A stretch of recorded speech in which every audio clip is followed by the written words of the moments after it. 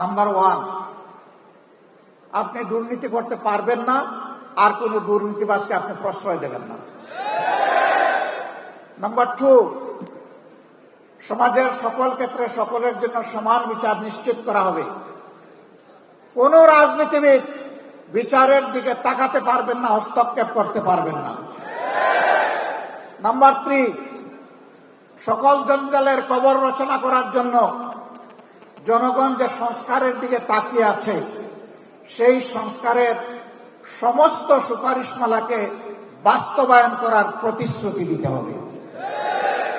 এই 3 প্রতিশ্রুতিতে যারা একমত হবেন, মোস্ট ওয়েলকাম, আসেন আমরা সবাই মিলে দেশ গড়ব ইনশাআল্লাহ। সব ধর্ম, সব দল, সব জাতি মিলে ঐক্যবদ্ধ বাংলাদেশ নিয়ে আমরা সামনে এগিয়ে যাব।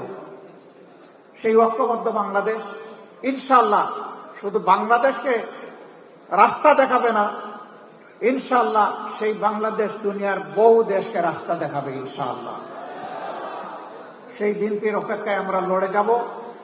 আমরা আমাদের জায়গা থেকে সর্বোচ্চটা দিয়ে যাব।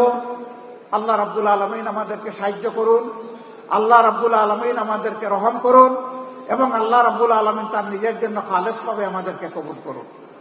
আজকের এই সম্মেলনে আমাকে এখানে কথা বলার সুযোগ করে দেওয়ার জন্য আরেকবার ইসলামী ছাত্র শিবিরকে অন্তরের অন্তঃস্থল থেকে ধন্যবাদ, গভীর কৃতজ্ঞতা জানিয়ে আমার বক্তব্য এখানেই শেষ করছি। আল্লাহ হাফিজ। বাংলাদেশ জিন্দাবাদ। বাংলাদেশ ইসলামী ছাত্র শিবির জিন্দাবাদ।